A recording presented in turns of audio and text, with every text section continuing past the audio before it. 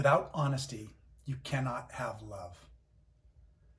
Sociologists and psychologists these days have been saying that there is much less honesty in our society among individuals, both in small matters and consequential ones. And this is particularly alarming, not just because honesty is the foundation for democracy and for social life in general, but because it's absolutely essential for us to love another person. And so when we lose our connection to honesty, it makes it much more difficult for us to experience love. In Grace Cathedral, we have our two primary windows. Both depict Jesus. One is Jesus as the Good Shepherd holding a lamb. That's an emblem and a representation of love. And the one right next to it, Jesus is holding a lamp, the light of truth. And truth and love, they go together, and they have in so many parts of the Bible.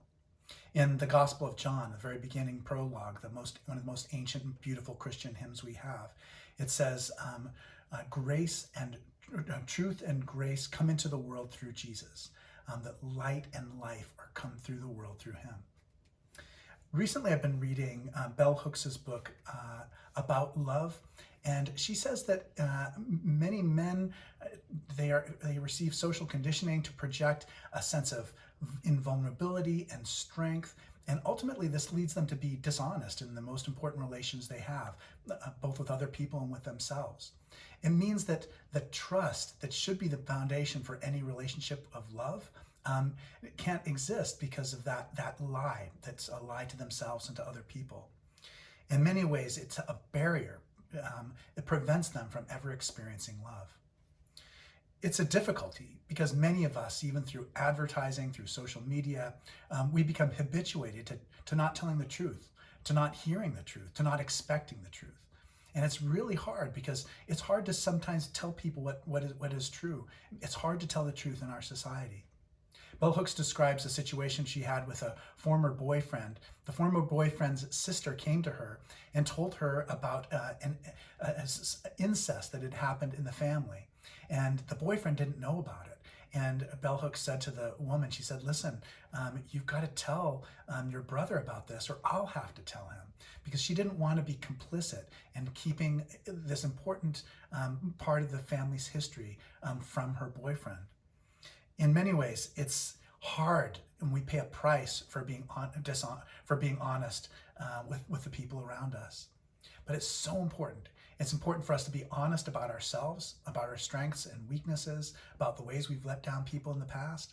And it's also important for us to be honest with other people.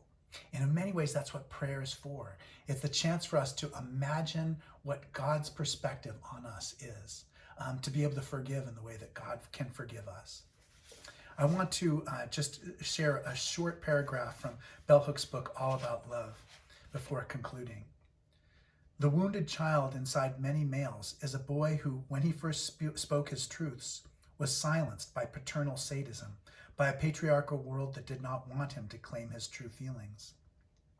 The wounded child inside many females is a girl who is taught from early childhood on that she must become something other than herself, deny her true feelings in order to attract and please others. When men and women punish each other for truth-telling, we reinforce the notion that lies are better. To be loving, we willingly hear each other's truth, and most important, we affirm the value of truth-telling. Lies may make people feel better, but they do not help them to know love. Every person I know has a struggle with honesty and how honest they can be. And my prayer for you is, as you struggle with this honesty, that you remember that the goal for this is the possibility of true love, that love requires honesty. My name is Malcolm Clemens Young. I'm the Dean of Grace Cathedral here in San Francisco, California. Thanks for watching More Good News.